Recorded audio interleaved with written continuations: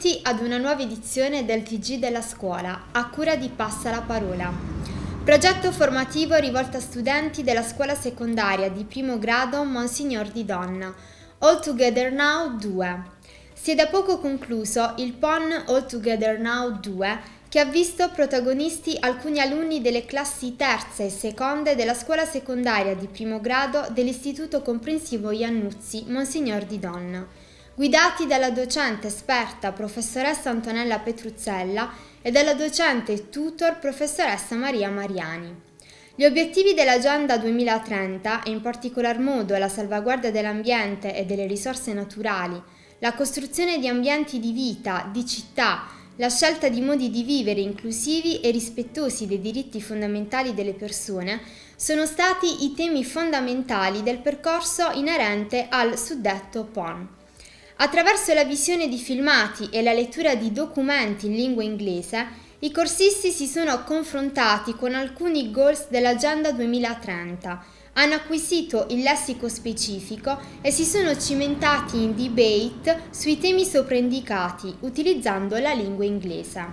In una sorta di role-playing, i partecipanti hanno vestito i panni delle delegazioni internazionali in una sessione plenaria dell'International Youth Parliament e hanno discusso delle problematiche affrontate, provando a suggerire idee e soluzioni utilizzando l'inglese come lingua veicolare. Gli alunni hanno incrementato il grado di consapevolezza del vero senso dell'essere cittadini attivi e solidali, implementando e migliorando al contempo le competenze multilinguistiche.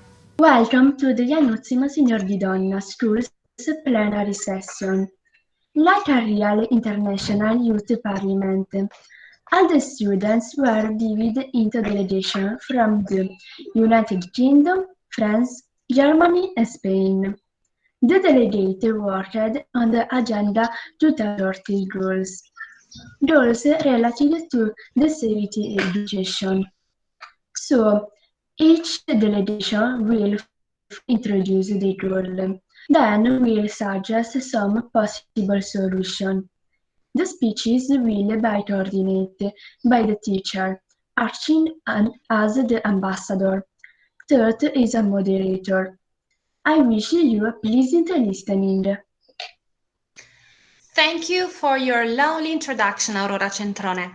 Welcome to the International Youth Parliament sitting. So before starting, I would like to emphasize that this sitting will not happen without the passion and the commitment that you showed during the previous meetings together.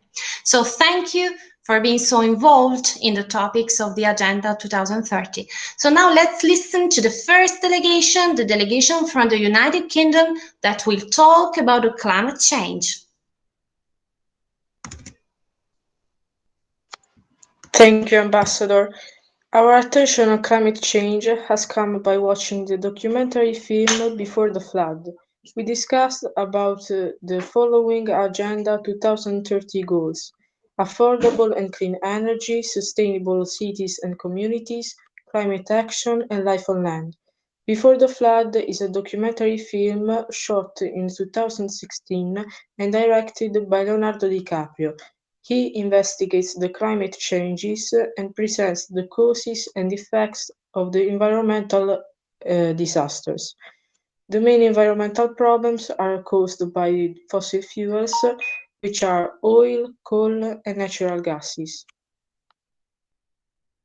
As a matter of fact, oil powers most of transportation sector. Coal and natural gases power most of electricity.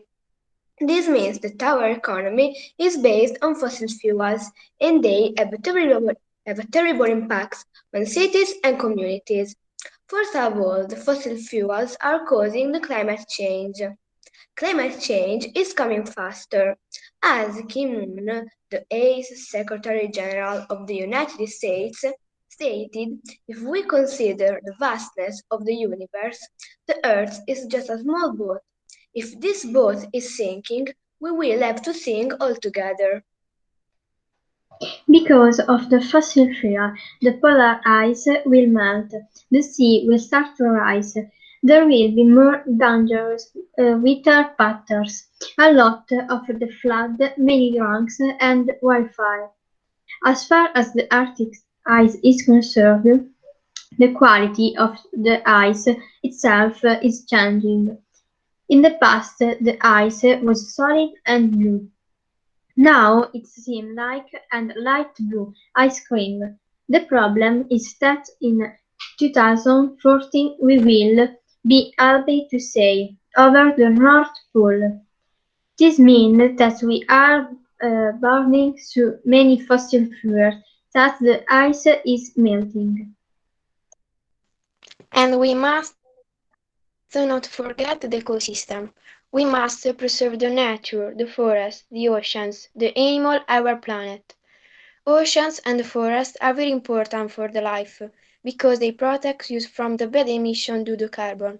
The carbon dioxide must not go into the atmosphere because it isn't healthy both for the human beings and for the ecosystem. It is for this reason that, through a cooperative work, we thought to the following solution because we love our planet. So, even if the fossil fuels industry is the biggest industry in the world, we must move the renewable energies like the wind energy and the solar energy.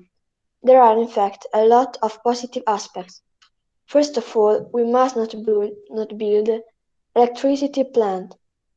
We just need solar panel to charge battery pack that supply power to village. So for the whole world, we will need 100 gigafactories. It's manageable. We must accelerate the transition from fossil fuels to renewable energy. Then we must limit the use of coal. Our solution is the carbon tax, a tax on any kind of activity that put carbon into the atmosphere. The coal tax is not only a way to limit the use of coal, but it's a social responsibility. We must do the right thing. So thank you very much to the members Mariangela Cannone, Giorgio Di Palma, Teresa Lorusso, Valeria Losito, and Riccardo Saccotelli, that as delegates of the United Kingdom did a great job and well depicted the fossil fuels reality. And the time has come now to listen to the second delegation from France that will introduce some further implications of the global warming. You have the floor. Thank you, Ambassador. Well, at this point, we reflect on some further possible consequences of fossil fuels. If the ice is melting, what will happen to the seaside towns? Will the cities be under the seas? We discovered that the United States, more precisely in the south of Florida, will be soon washed away. The water is in fact already coming up in the streets, and if the cities are underwater, there is no future. To combat this problem in the south of Florida, people are using some electric pumps, and they are using the streets, but they are not long-term solutions. This problem is sadly a result of the climate change. Scientists say that the global is warming and the climate is changing to the fossil fuels burning and to other human activities. At this stage, we have wondered about the political action. Many politicians, especially American politicians, think that the sea level rising isn't a real problem. So there isn't a good information campaign and the public is confused. Politicians want to preserve the capitalism, so the real problem is that economic interests don't let real change. Another huge problem is more generally the pollution. So many cities are jammed by cars, trains, and motors. Also, other means of transport, like planes and boats, pollute. We often take the car to go not so far. We all should change our bad habits. We should walk more, or we should move to electric means of transport which are sustainable, such as electric cars and electric scooters. And that's not all.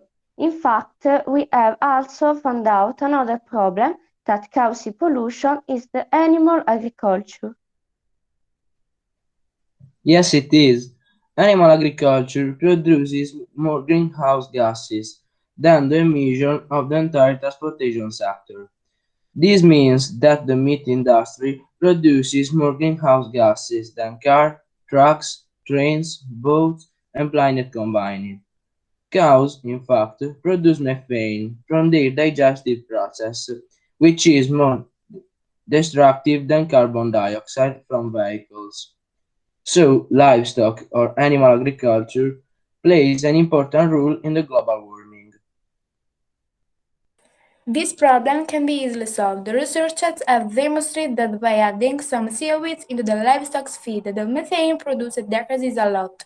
So to solve this problem, the livestock farmers must add some seaweeds into the livestock's feed. It's very manageable. And thank you very much to the French delegation and more precisely to the delegates Samantha Brignone, Greta Coratella, Sabrina Coratella, Francesco Giorgino, and Giada Papa. I agree with you when you say that the economic interests don't let real changes and that we must absolutely decrease the pollution. But it's now time to listen to the German delegation that is talking about the quality of education.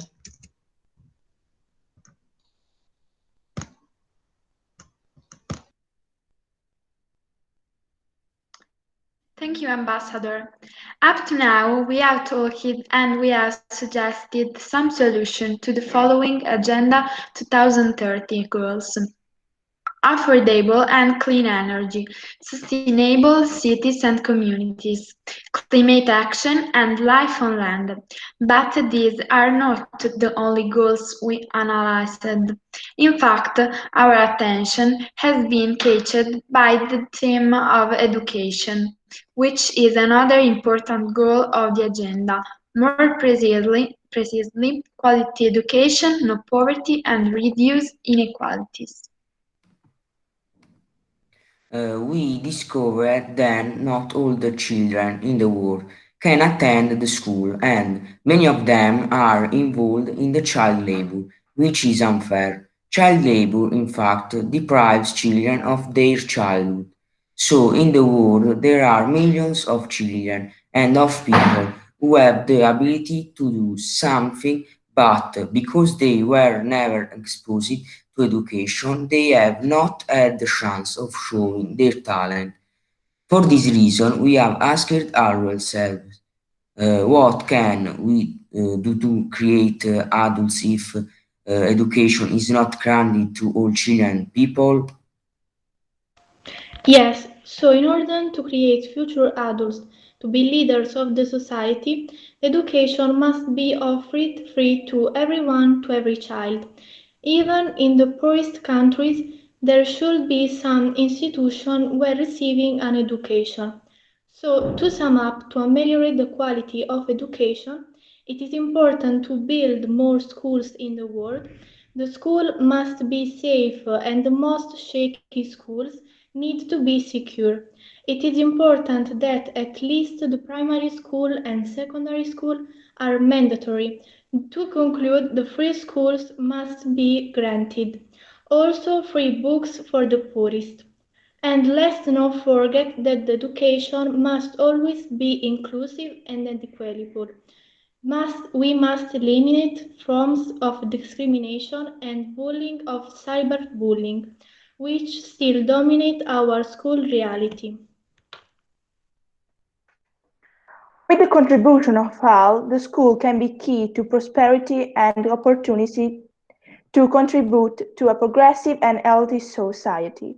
All the world's children are the same.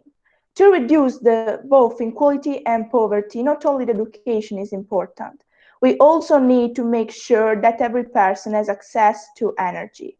As far as India is concerned, only 33% of the population has access to a source of power.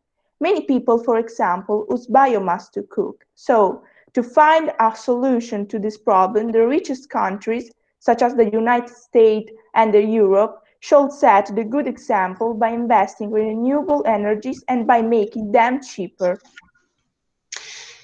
You have been very involved in the last goals. Well done. Alessia Luzzi, Giovanni Nesta, Maria Luisa Rella, and Giorgia Tessa. Well, the last but not the least is the Spanish delegation, and its delegates will talk about the plastic and how it has been coating our oceans. And so, Alessia Fucci, Paolo Pollice, Angelica Sanson, and Giorgia Sibillano, that will talk twice, you all have the floor. Thank you, Ambassador. So now let's turn the page and let's talk about the last but not the least Agenda 2030 goal, which is life below water. The life below water is on the line because of the pollution, especially because of plastic rubbish.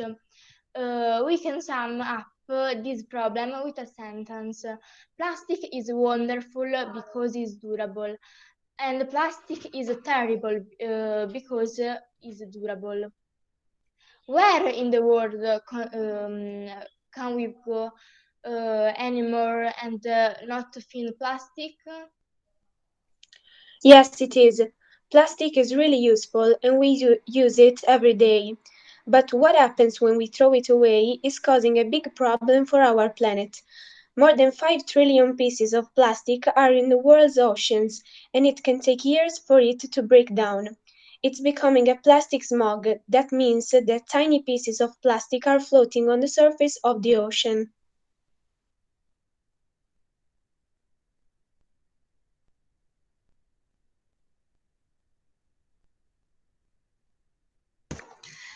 We are waiting for the delegate Paolo Pollice. Over time, in fact, the sun's ultraviolet light loosens action and the salt breaks it up into smaller pieces called microplastic. Microplastics have a large pitted surface and they are poisoning the water.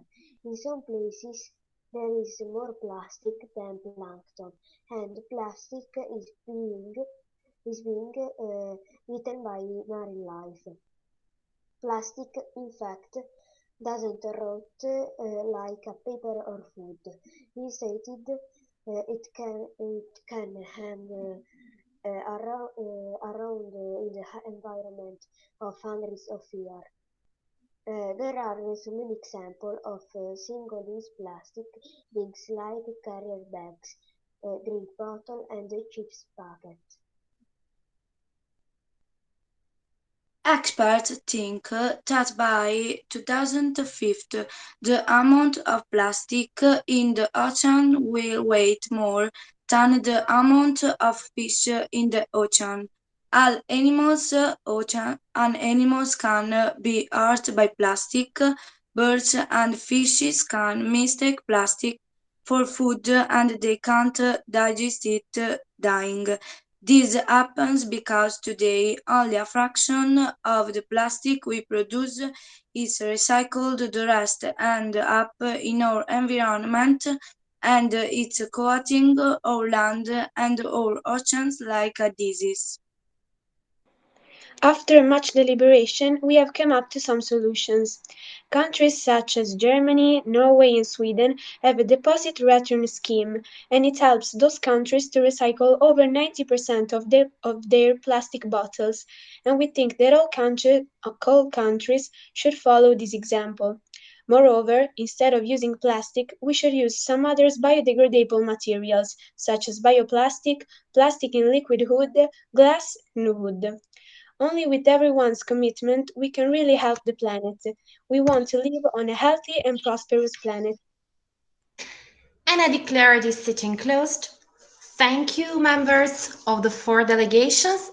Thank you very much for your efforts and for your commitment.